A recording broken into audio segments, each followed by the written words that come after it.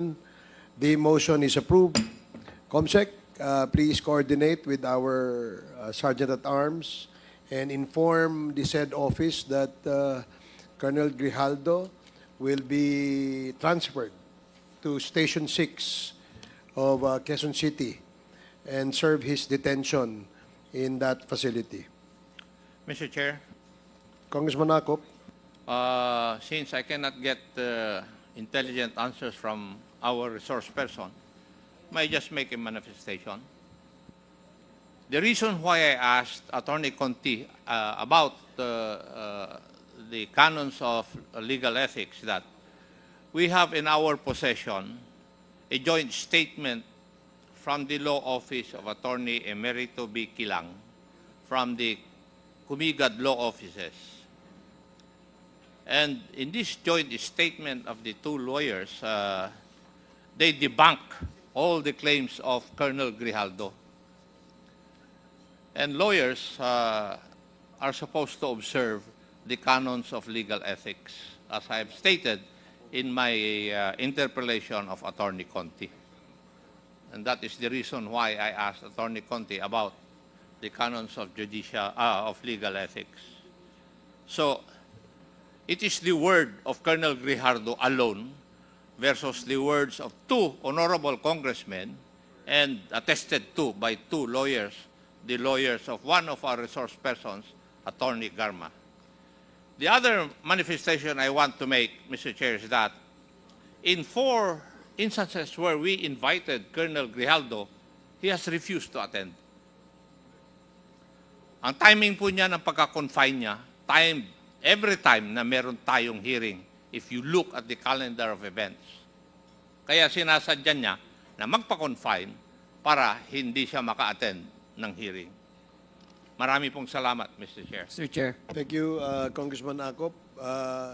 may I also make just a short manifestation as to avoid the public that because I get this impression, Mr. Chair, that our resource person, Colonel Grijaldo, wants to, at least impress upon the public that we are cornering him, that we are gagging up on him. Just want to make a manifestation, Mr. Chair, that earlier, Chairman Akop asked him, or the chairman himself asked him if he needs a lawyer so we can provide one.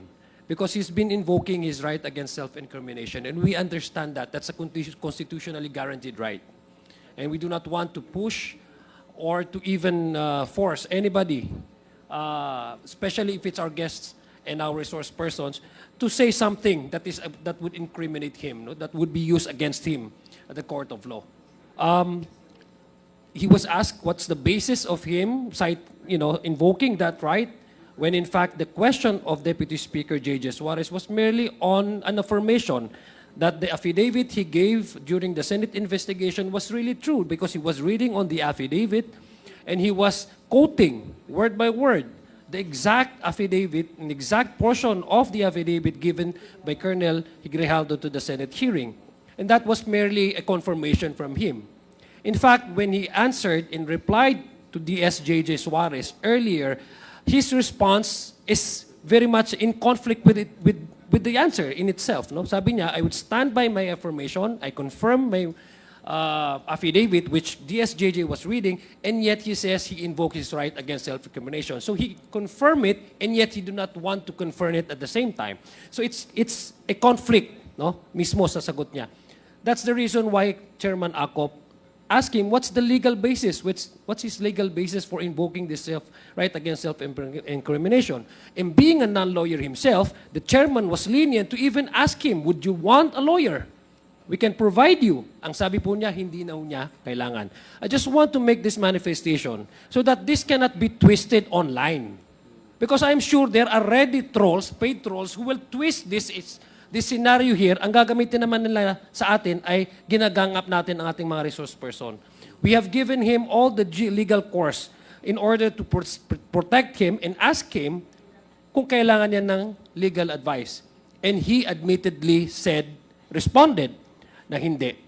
Having said that, Mr. Chair, I have one quick question that I'd like to ask Attorney Conti. Mr. Chair, if I may be allowed. Okay. Yeah, thank Go you. Attorney Cote, have you been in courts, no? I'm seeing may litigation, no? And you also present evidences minsan yung mga testimonies, ng mga affidavits, minsan in a manner of text message or mga video clips, no? Tama po ba? Yes, Your Honor. Video clips, text messages will Yes. be considered as electronic evidence. Yes, okay. Earlier, you watched the video clip kanina when Congressman, the Chairman Dan Fernandez and Chairman Benny Abante entered the room where Colonel Grijaldo was already inside, no? Nakita niyo naman po, no? Yung video kanina. Yes. And after a few minutes, they exited the same room. Tama po ba? Yes, Your Honor, I Yes. saw that. As a lawyer, based on your experiences in trial courts, no? Assuming that this is an evidence, and I presume this is an evidence, Mr. Chair, to prove that the two gentlemen here were telling us the truth and nothing but the truth, as opposed to the affidavit of Colonel Grijaldo. In your professional experience, having having seen all the evidences, in the context nung halimbawa itong pinakita as opposed to the affidavit ni Colonel Grado, would you say that it's a normal reaction of someone who was forced to lie to come out with all smiles, magandang disposition, at nakipaghawakan pa sa former colleague niya? Is it normal for a behavior of a person, individual, who are let's assume, na tama yung sinasabi niya, totoo, assuming without conceding that he was forced by two influential, because kung titingnan niyo, the two gentlemen outranked him in position. Court, kumbaga, kung sa basketball, ito, advantage na, court advantage nilang dalawa, nasa kwarto, sasabihin na itong gawin mo, magsinungaling ka, etc. based on his affidavit. Would that be a normal reaction of a person who was forced to say something, to lie before his teeth na magsabi na dapat ito ang gusto naming sabihin mo at alam niyang mali at hindi tama at kasinungalingan? Doon sa nakita mo, from your professional experience, would that be a normal reaction of someone who was forced to lie? Yes, Your Honor. Well, first, I cannot or I should not appreciate that as a lawyer. I should appreciate it as a normal human being. Your Honor, that kind of appreciation of, is this consistent with human experience? It would not be consistent with human experience to see someone coerced leave a room without any restraints at sasabihin na hindi siya, na pinilit siya sa loob ng kwarto. So it would be inconsistent with what we have seen. And Your Honor, this kind of evidence will only prove that, however, on the other hand, that these gentlemen went into the room, left the room at these times, and the last person to leave the room was Colonel Grijaldo without anyone keeping him in detention. So yung, kumbaga, ang maiisip po kasi ng karamihan, yung parang restraint is parang inaresto ka. His freedom to leave the room without any pressure or even without the presence of the two others. I think the two lawyers were still inside the room. We did not see that in the video. It would say that Colonel Grijaldo was not under arrest. To an extent, as a human being, I would say he was not under duress.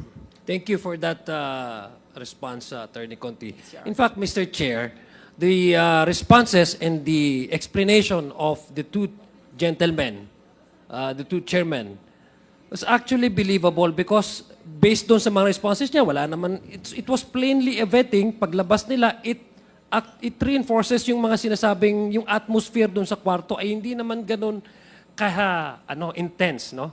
Kasi nung lumabas sila, hindi naman for few minutes, so parang ordinary day lang. As opposed to Colonel Grijaldo, who was, I suspect, parang masyado siyang, sabi niya, may reflection pa nga eh, nag-quote pa nga siya ng Biblia. And he even went to the Senate to testify before the whole country watching that he was forced to say something and to lie. Ganon yung impact nung sinasabi niyang coercion na ginawa ng gentleman. And yet, when we look at the video, watch the video, it seems as an average-minded person, wala pong hindi po normal na behavior ang isang tao na he was forced to lie, he was coerced, under duress, tas lalabang with all smiles at nakangiti. Sir Chair. Yun lang. I'd like just to make that manifestation because again, I don't want to impress upon the public because there's an attempt really by this research person na i-twist itong nangyayari sa atin tapos may mga paid trolls na naman na ready to debunk all the truthfulness of whatever we have gathered here in this committee hearing. Tapos ito twist nila that we are ganging up on him, Mr. Chair. Well, if I may just comment on that manifestation. Yes, correct. We expect that there will be trolls again prying on this particular hearing. This resource person has this penchant for playing victim. No, yan ang ano niya, yung laging biktima siya eh. But ang katotohanan, ang video ay hindi po nagsisinungaling. No? Kung ikaw ay talagang may paninindigan at gusto mong tayuan ang sinabi mong katotohanan, eh hindi ganyan ang iyong demeanor. So that is my observation, Your Honors. In fact, darating ang panahon na mag-iisip ka rin eh. Iisipin mo rin na hindi mo na makakayang itago yung iyong konsensya doon sa iyong pagsisinungaling. Now, just to add a little spice in this issue, please allow me to show in this video, just a short video lang, Your Honors, on the video of Colonel Grijaldo appearing before the Senate hearing and try to observe his demeanor. And tingnan natin no kung ano yung ano para lang po meron tayong point of comparison.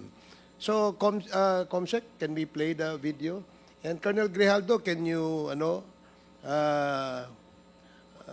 watch the video and see for yourself kung ano yung ano mo diyan, yung demeanor diyan? Mr. Chairman, while waiting for the video, Yes. can I just to amend my motion previously, Mr. Chairman, that I move once again that Colonel Gardo will be detained at Quezon City Station 6 until the committee report will be, in this investigation, will be adopted in the plenary, Mr. Chairman. So move. Okay, there is a motion amending the previous approved ruling of the chair. Are there any objections? Hearing none, the motion amending the previous ruling of the chair is approved. So, just please play the video.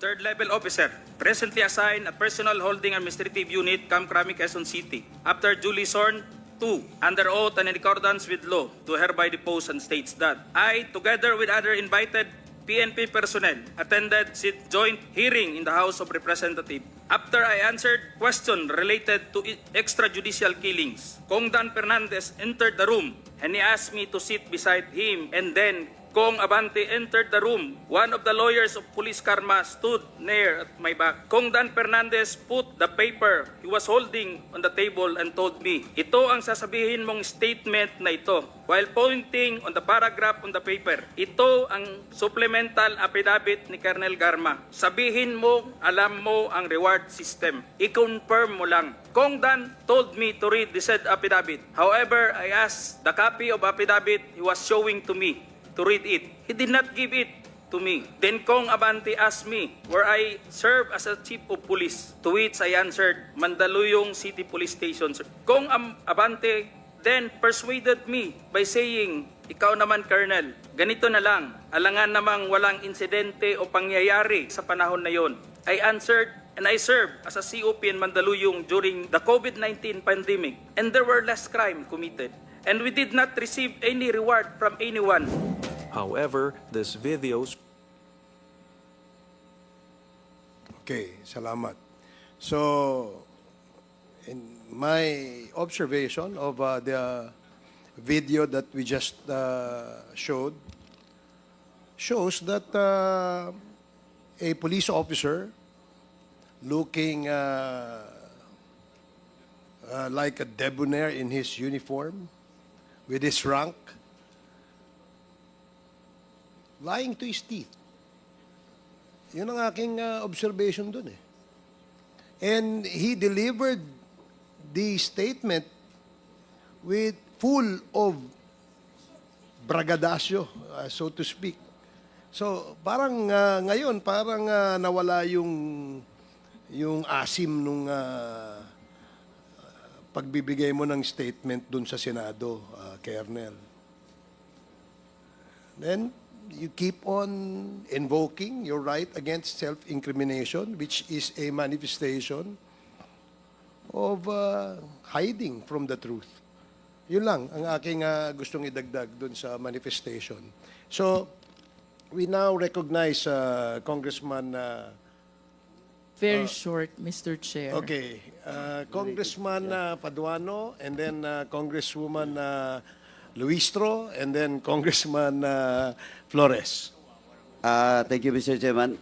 Just for procedural, I just like once again to inform Colonel Grijaldo that you have all the right now to file a motion for reconsideration the day after this hearing. But I do not believe that you will file because in the first contempt order from this committee to you, you file a certiorari in the Supreme Court. Tama po? But still, baka sabihin mo, question of due process, hindi ka namin binibigyan ng due process dito. That's why I reminded you about your right to file a motion for reconsideration tomorrow in this committee. Now, Mr. Chairman, I'd just like to put on record and to point out the statement, the manifestation from Chairman Acop a while ago with regards to the joint statement of the two lawyers that was present during the incident in which Chairman Abante and Chairman Dan Fernandez was present during that meeting with Colonel Grijaldo. Malinaw po dito, Mr. Chairman, na sinasabi nila na hindi totoo yung pinagsasabi ni Colonel Grijaldo doon sa Senado. And let me quote, Mr. Chairman, just the two paragraphs, no? Kasi 5 paragraphs, no? Just the 2 paragraphs, no? To quote, Mr. Chairman, we would like to shed light on the nature of the interactions we observed. The discussions were focused on ensuring clarity and understanding of Colonel Garma's affidavit, particularly regarding any knowledge of Colonel Grijaldo might have about the reward system mentioned in it. At no point did any of the congressman attempt to pressure Mr. Grijaldo into conforming to a predetermined narrative. Throughout the meeting, we can affirm that we did not witness any form of coercion. Again, to repeat, throughout the meeting, we can affirm that we did not witness any form of coercion or undue influence directed toward Mr. Grijaldo. The discussions taking place were cordial and respectful. Congressman Dan Fernandez and Congressman Abante engaged in a dialogue that was both professional and focused on the matter at hand. At no point did we see or hear any actions or statements that could be interpreted as pressuring Mr. Grijaldo to conform to a specific narrative. Yun po. Yun po on record, Mr. Chairman, the joint statement that was signed by the Council of former Colonel Rowena Garma, Attorney Emerito Kilang, and Attorney Rotsib Kumikad, Mr. Chairman. So ito po, nagpapatoo na nagsinungaling si Colonel Grijaldo doon sa Senado. Now, second, Mr. Chairman, I would like to point out, makita po sa CCTV kanina, na paglabas, nakangiti pa. Well, in fact, alam niyo ba, ang kinamayan niya outside of that room was his classmate, Mista niya po. And supposedly, kung inipit siya, pressure siya, ang the first person that he approached outside of the room, kaklase niya, yung mista niya. Class 97, in the person of Jimmy Fortaleza. Kitang-kita niyo po, nakakamay pa. Nakasmile pa. Nag-uusap pa sila ni Jimmy Fortaleza, former Major Jimmy Fortaleza. Now, again, Mr. Chairman, naawa lang ako dito kay Colonel Gallardo because he keep on imposing or invoking his right to self-incrimination. You're a graduate of PNP Class 97. Hindi mo palang napagandaan kung alin doon ang pwede mong invoke at hindi invoke nung tinanong ka Chairman Akop, hindi mo masagot. Any specific basis or laws or articles or section. And now, I would like to remind and educate you, Colonel Grijaldo. Under Article 3, Section 17 on our 1987 Constitution, tama po, no person shall be compelled to be a witness against himself. That's self-incrimination. But I will cite jurisprudence that you cannot use is in your case. Mr. Grijaldo, Supreme Court ruling with regards to Arnold versus Nazareno. Allow me to read, Mr. Chairman, portion of that. The fact that the testimony of a witness may tend to show that he has violated the law is not sufficient to entitle him to claim the protection of the constitutional provision against self-incrimination, unless he is at the same time liable to prosecution and punishment for such violation. No case has been filed against you, Colonel Grijaldo. That's why in that Arnold versus Nazareno, you cannot invoke such provision of the Constitution, Mr. Grijaldo. Our second jurisprudence, Rosette versus Lim. The privilege against self-incrimination can be claimed. You can claim it only when specific question, incriminatory in character, is actually addressed to the witness. It cannot be claimed at any other time. You cannot claim it unless, sabi nga doon sa Arnold at Nazareno, unless may pending case po or punishment for such violation. Eh, tinanong ka pa kanina, if you want to have a lawyer, ayaw mo, o di. And I hope, Colonel Gallardo, after this hearing, you ask your counsel, and I do believe that you will file again a certiorari in the Supreme Court, and that's your right. And let us see what will be the position of the Supreme Court with regard to your pleading. Thank you, Mr. Chairman.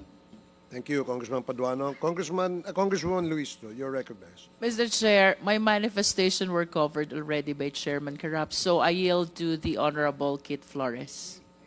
Thank you, Congresswoman Luistro.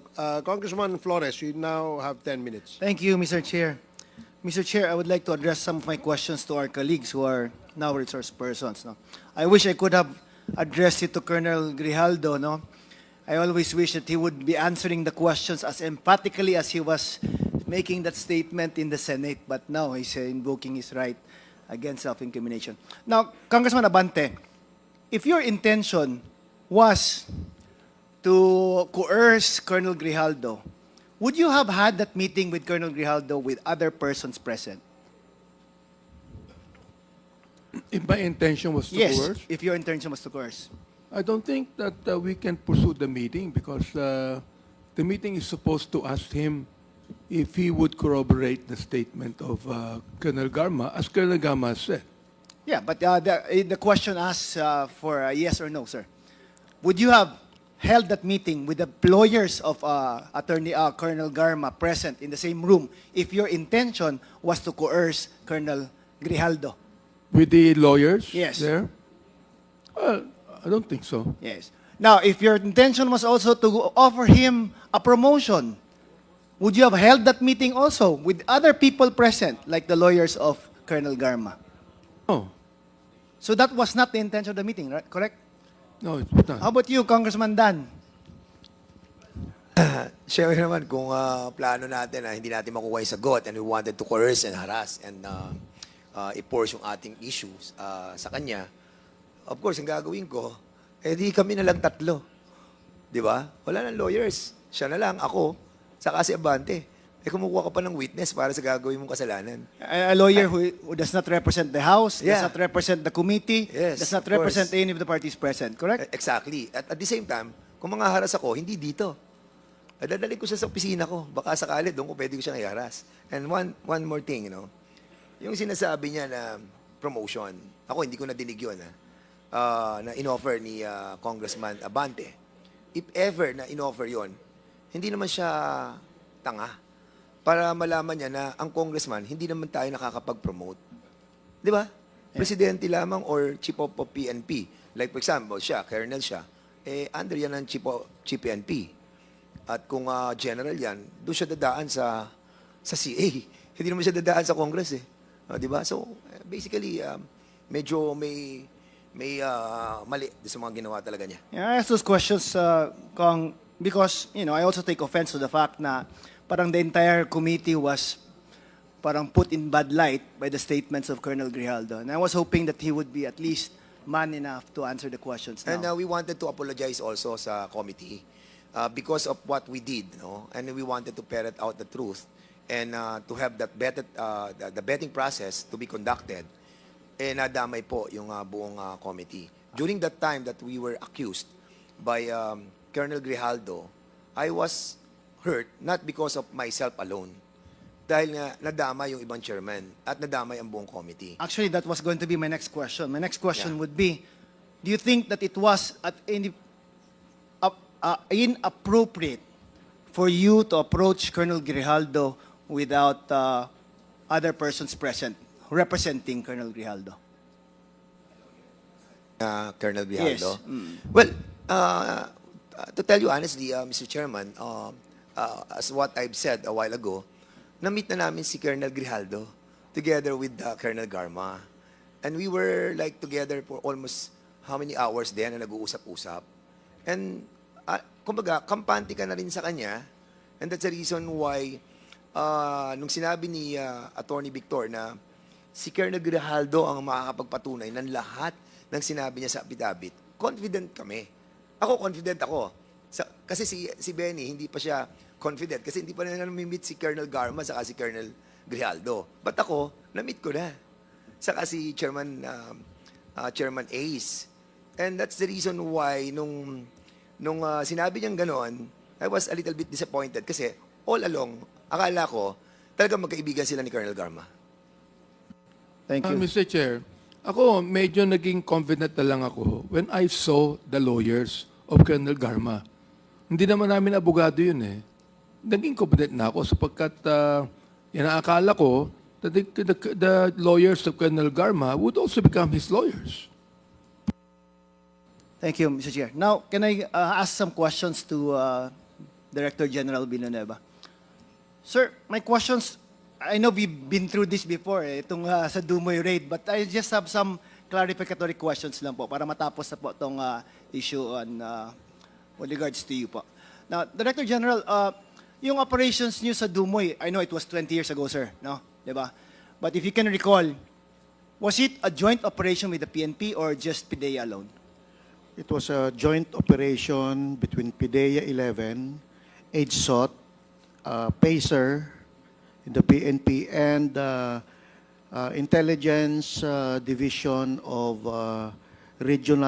Police Regional Office 11. So, So several malaki talaga to, agencies sir. pa. Malaki to. Now, in operations with other agencies po, is there a requirement that you are all required to submit a report? Yes, Mr. Chair. In this particular case, in the Dumoy raid in 2004 ba? 2004? 2005? 2004, December 31, 31. 2004. Okay. Yes, sir. Was there a report made on this raid, sir? Yes, Mr. Chair. Do you have a copy of that report po? Unfortunately, Mr. Chair, because that was the start of transition between PNP and PIDEA. So talagang I submitted to the national headquarters all reports, Okay. spot report, progress report, and then other spot reports on the operation against other warehouses, including the case folder of all all people that where we filed the case in court, Mr. Chair. Kompleto po yun, Mr. Chair. Particular itong Dumoy. Yes, Mr. Chair. Now, Director General Lasso is not here, but the representatives of PIDEA are present. Sir, do you have a copy of that report? We have only the spot report, Mr. Chair. Only the spot report? Yes, sir. Has that been submitted to the committee, sir? Wala pa? I think not yet, sir. But we are willing to submit this, sir. Can you please submit one to the committee secretary, please? Yes, sir. Thank you, sir.